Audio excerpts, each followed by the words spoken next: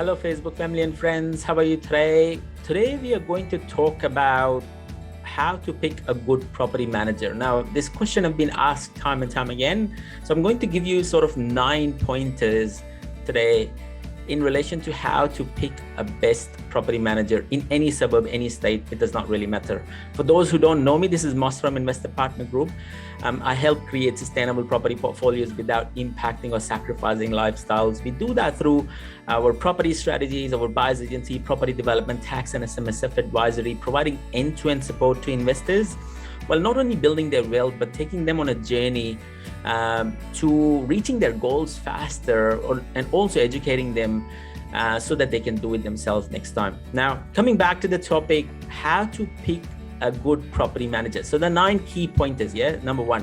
So always ask them about the number of properties they manage, okay? So every agent would have a quota of properties that they're managing, somewhere between 100 to 300. So the lesser properties they manage, the better. It's not more the better. So because then they would have a much more focused approach. So always ask them how many number of properties they are managing, okay?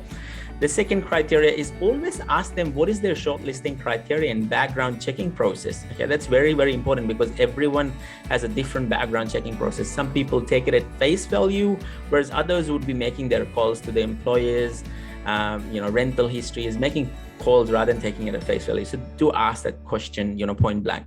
The third thing, ask them about the fees, the letting fees, the marketing fees, reletting fees, admin fees, inspection fees, everything, because what they tend to do is they might charge you a blanket or a small management fees, but all these sort of extra fees would be adding up and ramping it up. Also ask them, do they charge margins on repairs and maintenance, and who is their nominated trades? That's point number 4. So always seek, where do they seek the repairs and maintenance from? Is there any nominated trades, and do they have a preferred sort of trade agreement with these people? Number 5, always ask for their vacancy rates. So not the suburb vacancy rates, but the agency's vacancy rates. Now the agency always monitors and manages their vacancy rates. Some agencies have higher vacancy rates versus others. And the reason being is they're not proactive. They're not well known. The brand is not well known. They're not doing a lot. It's not just about listing the property out on real estate. It's more about how does their brand present, and are they attracting the right sort of tenants? So always ask that question. The 6th point is referrals and reviews. You check referrals and reviews pretty much, for going for a restaurant, why not for property managers? So these days, it's always important to seek out referrals and reviews. Ask them for, who is their present clientele, and go and seek out and speak to them and see what sort of service are they experiencing. Number 7, ask them for a sample of inspection or the pre-inspection reports or the checklist or the condition reports that they usually do, okay? And go and check as to how detailed are they.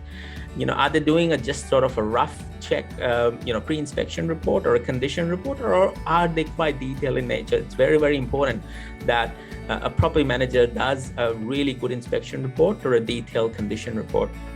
Number 8, ask who their clientele is. So who are they managing the properties for? Are they local clientele or are they interstate clientele?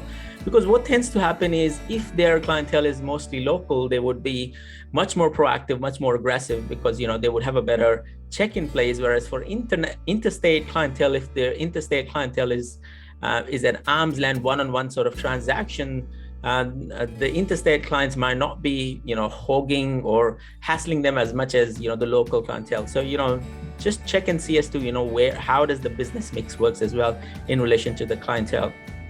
And the 9th and the most important thing is, do they assist in buying other properties? So would they go out and do property inspections for them? Would they go out and basically provide some assistance in buying interstate properties? Now, these are the 9 sort of high-level quick checklist of identifying a good property manager. If you like the video, please leave a comment, like, share, subscribe. If you have any questions or comments, feel free to put it in the comments below. Thank you for listening to me today, and have a great day. Thank you.